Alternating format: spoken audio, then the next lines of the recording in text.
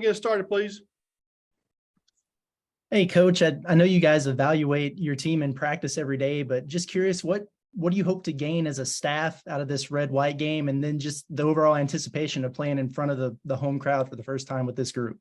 Yeah, I mean, I think we're still in an evaluation period. I think we're pretty good right now when we have drills. But then I think when we go live, we still have to learn to take our drill work into live action. We got a long way to grow. The red and white game will give us an ability to go back and watch film, evaluate. But that's what we do every day too, Curtis. So it's like, you're watching these guys on a daily basis. We've taken more stats this year than any other off season. We're charting everything. And it's really given us what I think is a really fair evaluation, because we have, when we do 5-on-0 drills, we're charting shots. When we go live, we're taking full stats. Again, just some things that we haven't really done this detailed in the past, but we've got to become a much, much better shooting team. I've been saying that for a long time. And it has not changed. It's actually, the numbers have remained pretty steady.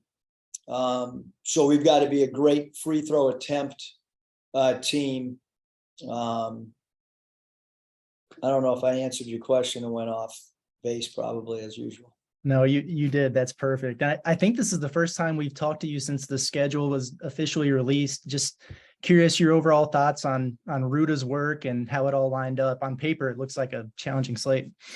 Yeah, I think it's really challenging. I think it's one of the hardest schedules that we've been a part of, if not the hardest. Obviously, the Maui field, really challenging. We're really young, and not only are we really young, but we have a lot of new pieces, and so we're continuing to try to improve some of the simple concepts that we have had in the past with our closeout techniques. We still haven't grasped that the way that we need to. So if we had 5 more months of training camp, we probably still would need more.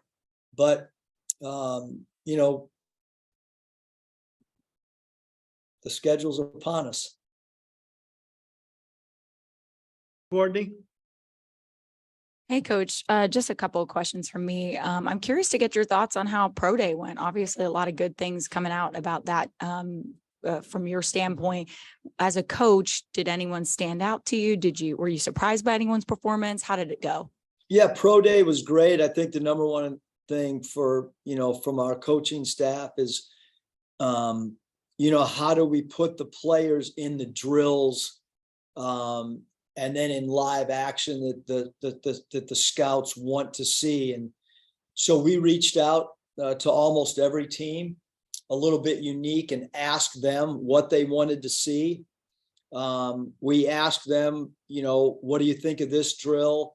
So we tried to do as little coaching, as little coach voice as possible, and as much evaluation, whether it's a shooting drill that could be evaluated for the NBA level. We did only drills that you would see in an NBA setting. We didn't do any drills that what I would consider, college type drills. So the feedback was really good. And as usual, depending on who you talk to, once the Pro Day was over, you got a variety of good feedback on certain players, and certain teams will always like certain player, and others will like another player. But we got really good feedback. Just little details about the books that we put together. for the NBA people is a little bit different, a little bit more detailed with bios, measurements already in the book, so that we weren't doing those in front of them, and we could get to more live action. Creating uniforms for pro day make us a little bit unique from a professionalism standpoint on how we wanted to look from the coaching staff gear to the players gear. But I think it was a real good success, and it allowed our players to perform under some pressure as well. Awesome. And just one more question for me. I want to get your thoughts on the Texas exhibition game, because we talked to Coach Beard and he was super grateful that you guys agreed to do that game. What challenges does that present for you guys right off the bat? I know it's just an exhibition, but it's a great one to start off, to kick things off with. Yeah, we wanted to play on the road, because we have so many new players and 6 freshmen that have never traveled as a collegiate player. And then we have a lot of transfers, obviously, that have never traveled with us. So 11 new travel members out of our 13. We played Coach Beard when I was at Nevada, and that game went into overtime. His teams are always really, really tough, physical. He has a really mature team this year.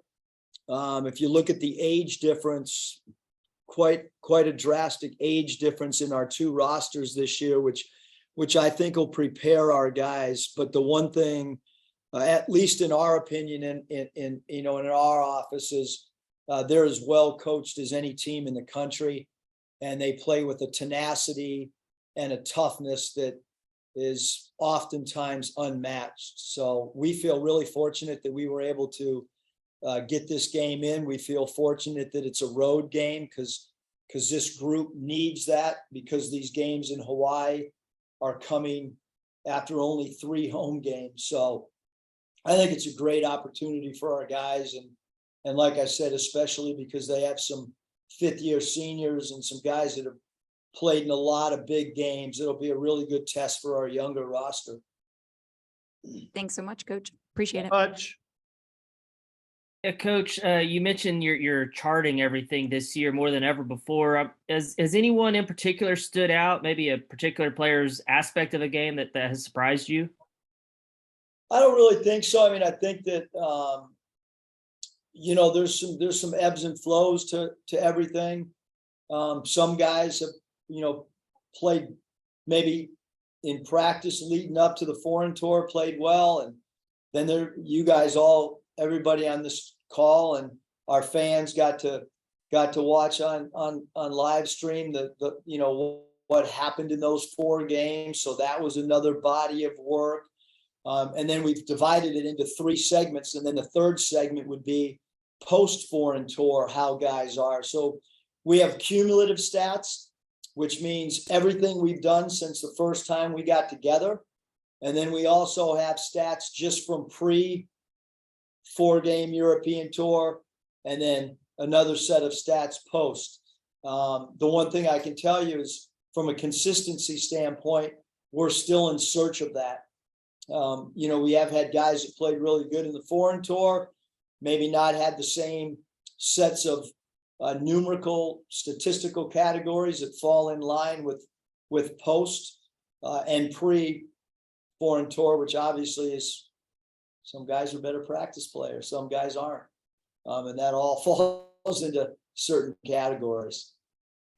And having that foreign tour, having all that, statistical data you talked about, and the exhibition game against Texas, do you think all that's going to help maybe speed up the process of like learning your team faster than maybe you do, early on in seasons in years past?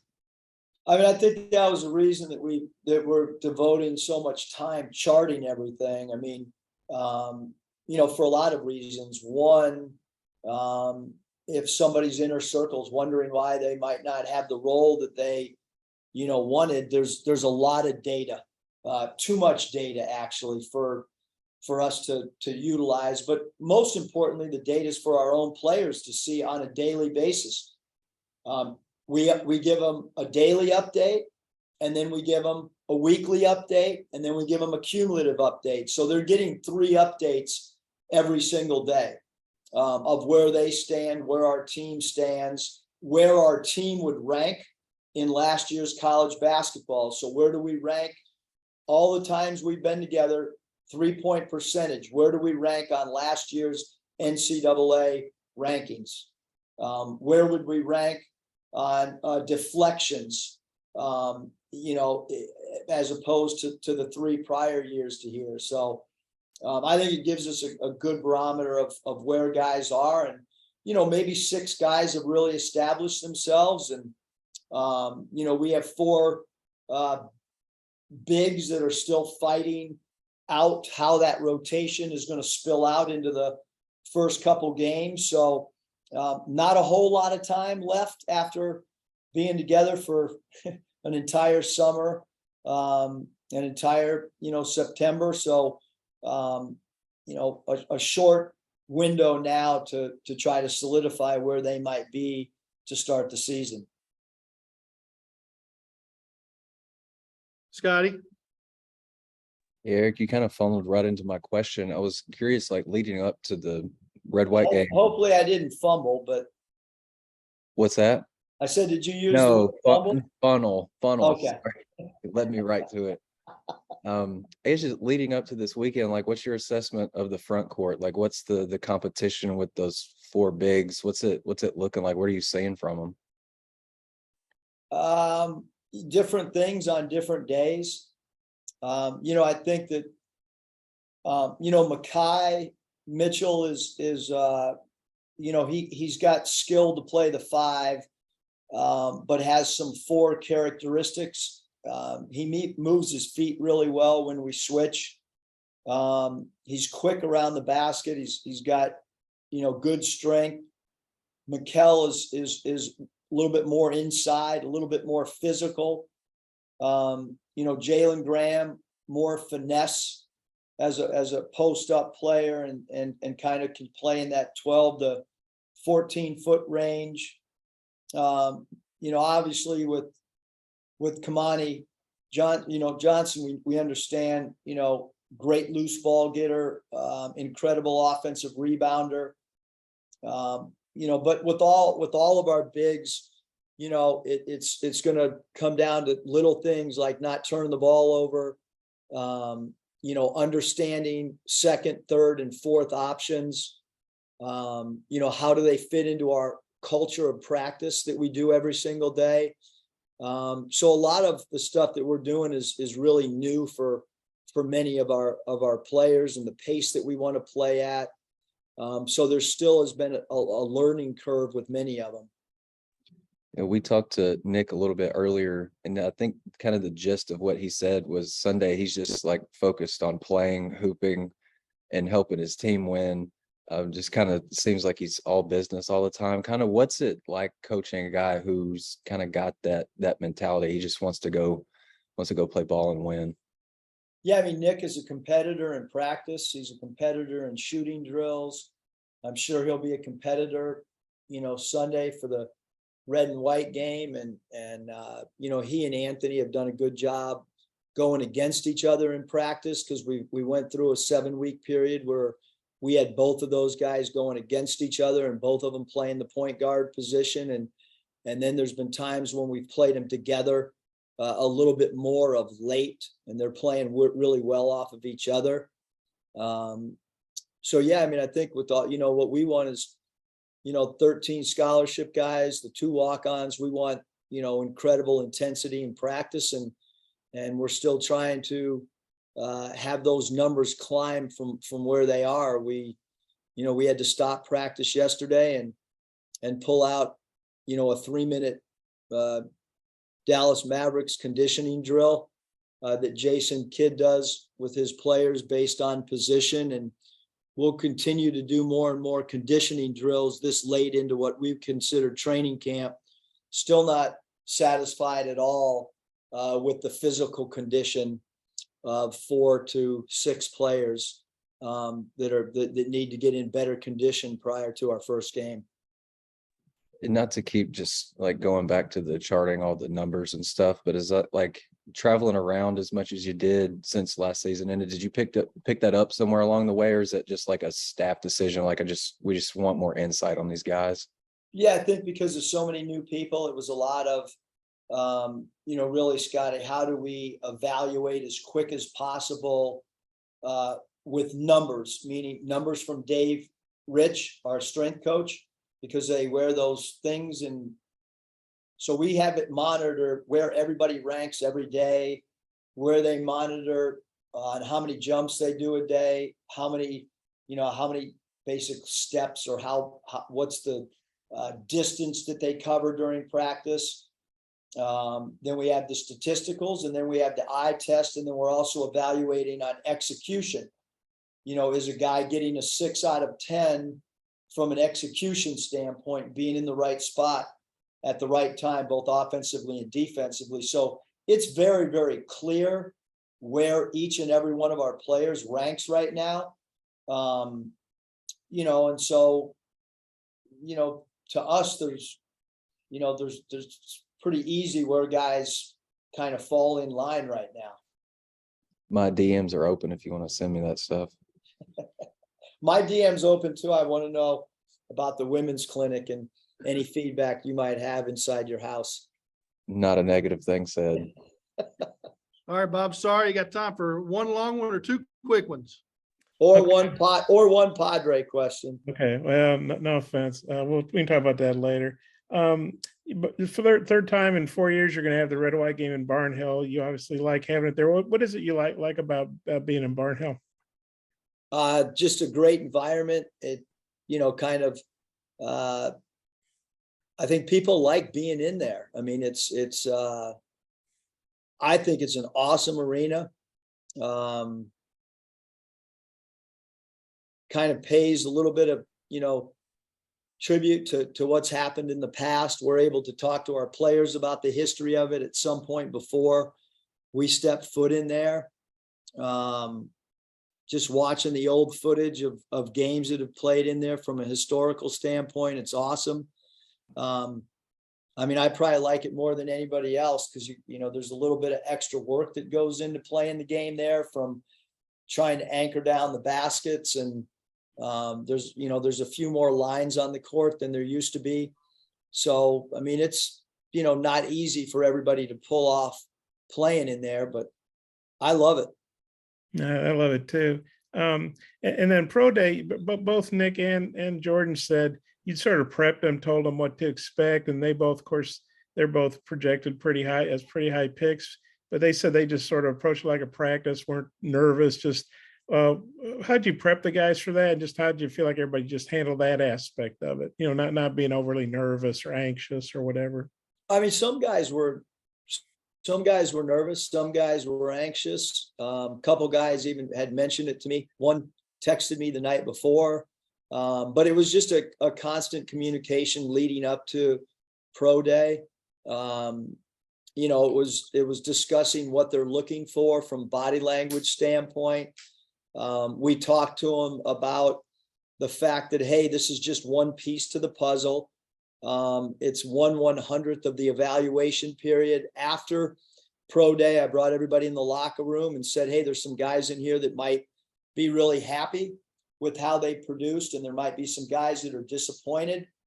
But rest assured that anytime I've been in a draft room, pro day is a very small portion of what's being discussed on a player's evaluation, if it's even brought up. So there's so much of a body of work that guys have to go through. And, the main message is, let's get ready to have a really good college basketball season. Let's worry about getting better as an individual player. Let's worry about getting better as a team.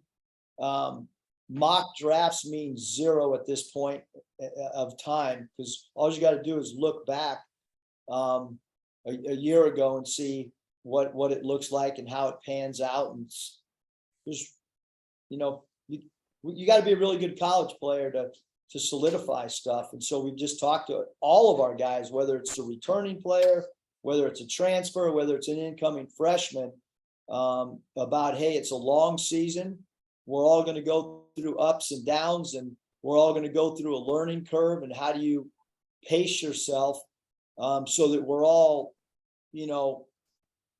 running as fast as we possibly can and playing at the pace and playing the right way towards the end of the year. All right, Thanks. Coach, thanks for your time. Appreciate it. You got Padres in 7? It's not even a 7-game series, is it? I thought it was. Is Come it a- on, Bob. It's a 5-game series. Let's